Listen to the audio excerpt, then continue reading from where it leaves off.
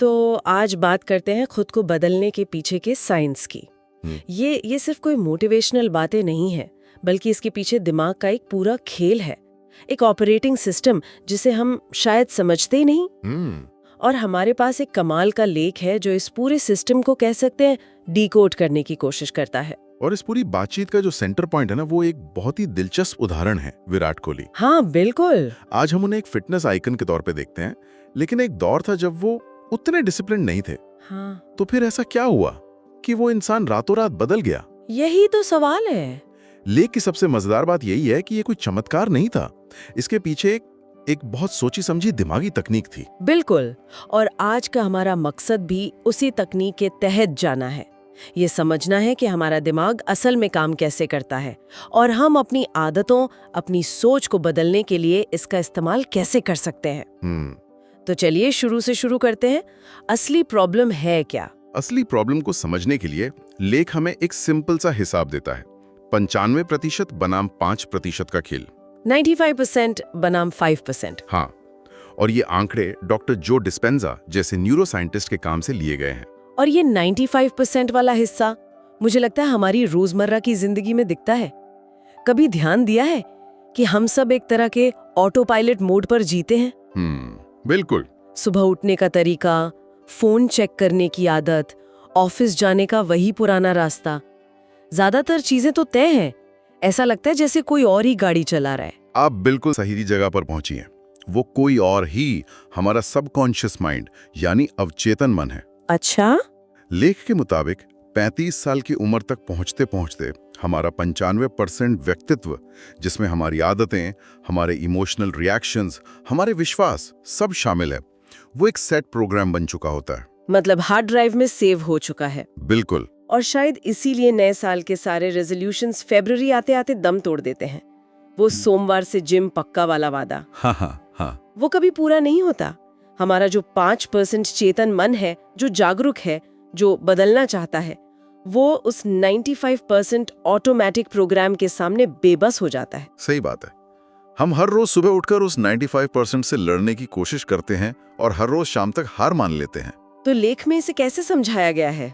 बहुत सीधे तरीके से कहा गया है कि आप अपनी जिंदगी की ड्राइविंग सीट पर नहीं बैठे हैं, आप सिर्फ एक यात्री हैं और ये 95% वाला सबकॉन्शियस प्रोग्राम ड्राइवर है। और वो आपको वहीं ले जाएगा जहां इसके पुराने नक्शे में दर्ज है, वहां नहीं जहां आप जाना चाहते हैं। ये सुनने में तो थोड़ा डरावना है। मतलब क्या हम अपनी ही जिंदगी के कंट्रोल में नहीं हैं? तो फिर इस 95% वाले टाइटैनिक जहाज का रुख मोड़ा कैसे जाए? क्या इससे लड़ना ही रास्ता है? यहीं पर लेख का सबसे दिलचस्प और उल्टा लगने वाला समाधान आता है। क्या? लड़ना बंद कर दो। लड़ना बंद कर दो? हाँ, क्योंकि सीधी लड़ाई में आप कभी नहीं जीत सकते। आप अपने ही 95% हिस्से से लड़ रहे हैं। बात तो सही है। असली तरीका इस प्रोग्राम से लड़ना नहीं, बल्कि उसे दोस्ती करना है, उसे एडिट करना है, ठीक वैसे ही जैसे किसी कंप्यूटर के सोर्स कोड को बदला जाता है। अच्छा। हमें इस प्रोग्राम को, जो अभी शायद हमारे खिलाफ काम कर रहा है, अपने लिए काम करने पर लगाना है। ओके, तो लड़ना नहीं, प्रोग्राम बदलना है। ये सुनने में बहुत पावरफुल लग रहा है। तो इस रीप्रोग्रामिंग की शुरुआत कहाँ से होती है? मतलब जाहिर है पहले एक मजबूत नींव चाहिए होगी। बिल्कुल। और इस बदलाव की नींव का जो पहला पत्थर है वो है हमारी कंडीशनिंग और हमारे विश्वास, हमारे बिलीव्स। कंडीशनिंग? सोचिए, बचपन से हमारा दिमाग कैसे प्रोग्राम होता है। हमें बार बार जो बातें सुनाई जाती हैं, चाहे वो परिवार से हो, समाज से हो, वो हमारा सच बन जाती हैं। जैसे तुम मैथ्स में कमजोर हो, या पैसा पेड़ पर नहीं उगता, या तुम कभी कॉन्फिडेंट नहीं बन सकते। एक ही झूठ को जब 1000 बार दोहराया जाता है तो हमारा दिमाग उसे सच मान लेता है और अपनी पहचान का हिस्सा बना लेता है। एग्जैक्टली। तो इसका मतलब पहला कदम ये है कि अपनी इस पुरानी प्रोग्रामिंग को पहचानो और उसे एक नई कमांड देना शुरू करो। खुद से वो बातें कहो जो तुम बनना चाहते हो। हाँ। और सिर्फ कहो नहीं, बल्कि उन पर यकीन करने की कोशिश करो कि ये मुमकिन है। सही कहा, लेकिन यहाँ एक कैच है। क्या? हमारा दिमाग अब कोई खाली स्लेट तो है नहीं। वो सालों से पुरानी बातों को सच मानकर बड़ा हुआ है। अब आप उसे अचानक कहेंगे कि नहीं तुम मैथ्स में अच्छे हो, तो वो आसानी से यकीन नहीं करेगा। हाँ, वो सबूत मांगेगा। वो कहेगा नहीं, मुझे याद है, मैं हमेशा से कमजोर रहा हूँ। बिल्कुल। हाँ, ये तो है। सिर्फ दिमाग को मना लेना काफी नहीं लगता। और यहीं पर शायद दूसरा कदम आता है जो मुझे इस लेख में सबसे गहरा लगा। और एहसास शरीर की भाषा है। अरे वाह, क्या बात है। ये इस पूरी पजल का सबसे जरूरी टुकड़ा है ना? मतलब ये है कि असली एक्शन तो शरीर को लेना है और शरीर सिर्फ लॉजिक से नहीं चलता। सही। शरीर चलता है एहसास से, फीलिंग से। अगर आपका शरीर उस बदलाव को महसूस नहीं कर सकता तो वो उसके लिए काम भी नहीं करेगा, चाहे आपका दिमाग कितनी भी अच्छी दलीलें क्यों ना दे दे। इसका सबसे जबरदस्त उदाहरण तो विराट कोहली वाला ही है। हाँ। 2012 के आईपीएल सीजन के बाद जब वो घर आए और उन्होंने आईने में खुद को देखा तो उन्हें खुद से घिन महसूस हुई। वो जो एक बहुत गहरी, बहुत पावरफुल फीलिंग थी, वही उनके बदलाव का ट्रिगर पॉइंट बनी। वो सिर्फ दिमाग से नहीं सोच रहे थे कि मुझे फिट होना चाहिए, नहीं, उनके पूरे शरीर ने उस एहसास को महसूस किया और कहा बस अब और नहीं। बिल्कुल। एक और बहुत सरल सा उदाहरण है इसका। मान लीजिए आपका सबसे पसंदीदा खाना आपके सामने रखा है, लेकिन आपका पेट बिल्कुल भरा हुआ है। क्या आप उसे खाएंगे? नहीं, बिल्कुल नहीं। क्यों? क्योंकि आपके शरीर का एहसास, यानी मैं भरा हुआ हूं, आपके दिमाग की इच्छा पर हावी हो गया। सही बात है। बदलाव के लिए भी ऐसी ही भूख, वैसा ही गहरा एहसास चाहिए। दिमाग को पता होना चाहिए कि आप क्या चाहते हैं, लेकिन शरीर को उस चाहत की भूख महसूस होनी चाहिए। ठीक है, तो दिमाग में विश्वास और शरीर में एहसास, लेकिन ये दोनों तो अंदर की बातें हैं। ये असल में बाहर की दुनिया में बदलाव कैसे लाते हैं? मतलब एक्शन कहाँ से आता है? यहीं पर तीसरा कदम इन दोनों को जोड़ता है। जब दिमाग यानी आपका नया विश्वास और शरीर आपकी नई फीलिंग, हाँ, जब ये दोनों एक ही दिशा में काम करने लगते हैं तो आपका व्यवहार, आपका बिहेवियर अपने आप बदलने लगता है। अच्छा। और यही बदला हुआ व्यवहार जब बार बार दोहराया जाता है तो वो आपकी आदत, हैबिट बन जाता है। और यही नई आदतें हैं जो उस 95% वाले सबकॉन्शियस प्रोग्राम को धीरे धीरे ओवरराइड करती हैं। बिल्कुल, उसे रीप्रोग्राम करती हैं। वाह, मतलब ये एक चेन रिएक्शन है। नया विश्वास, फिर गहरा एहसास, उससे बदला हुआ एक्शन, फिर नई आदत और आखिर में एक नया ऑटोमेटिक प्रोग्राम। एग्जैक्टली। ठीक है, तो ये नींव तो समझ आ गई, लेकिन अब दिमाग को असल में हार्ड रीसेट कैसे किया जाए? यहाँ से प्रैक्टिकल स्टेप्स शुरू होते हैं। हाँ, अब आते हैं उन 3 कदमों पर जो इस रीप्रोग्रामिंग को असल में करते हैं। और चौथा कदम है खुद से की जाने वाली बातें, हमारी सेल्फ टॉक। यहाँ एक बहुत जरूरी बात समझनी होगी।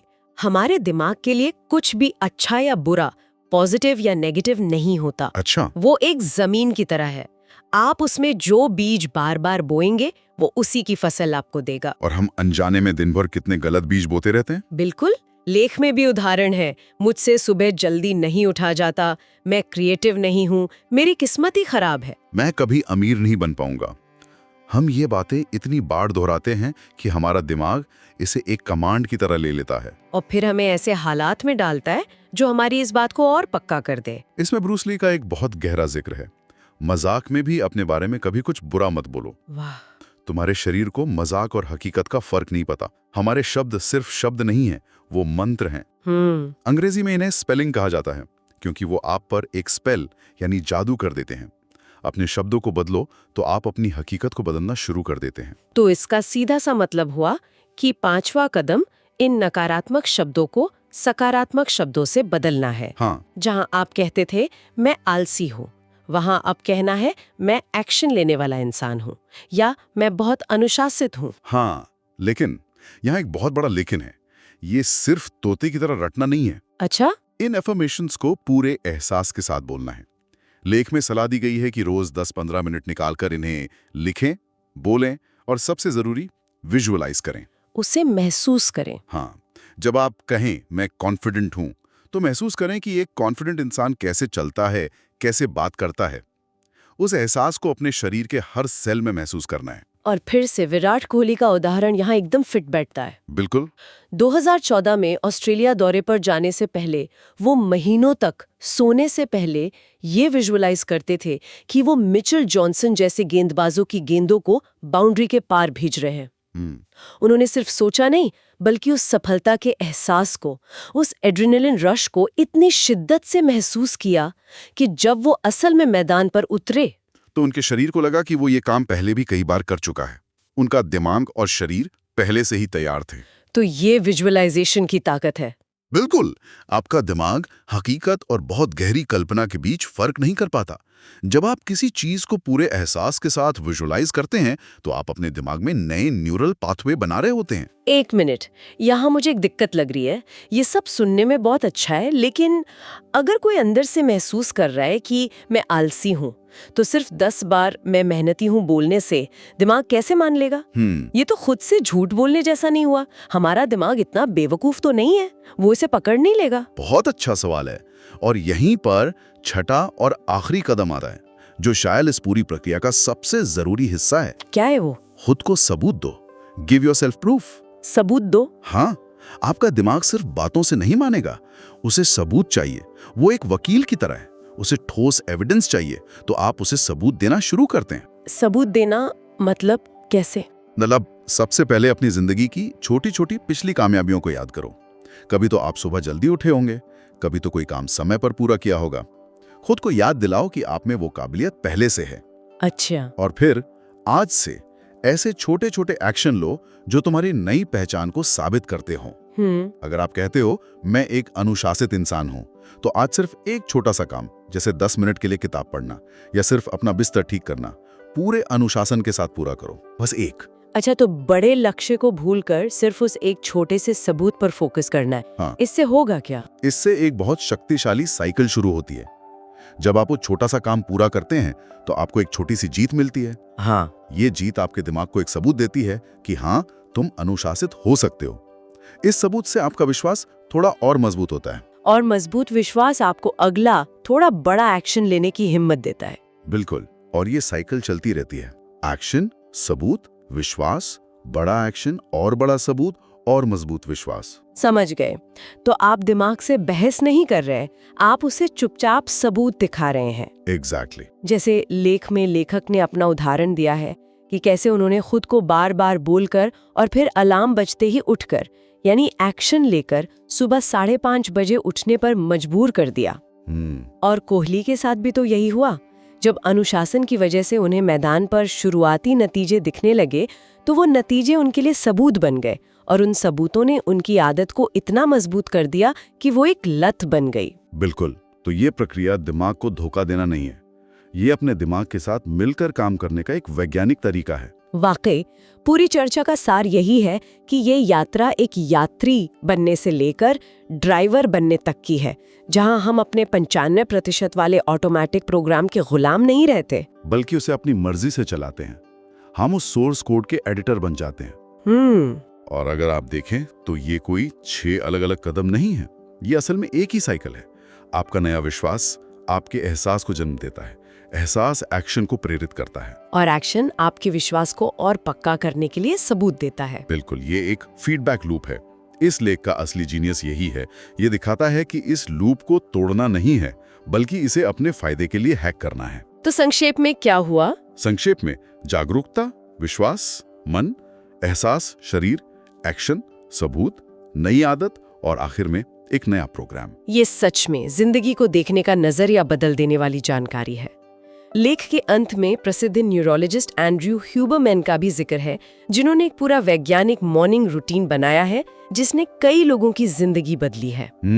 ये लेख हमें बताता है कि अपने अंदर की दुनिया को कैसे बदला जाए। तो इस चर्चा को एक विचार के साथ समाप्त करते हैं।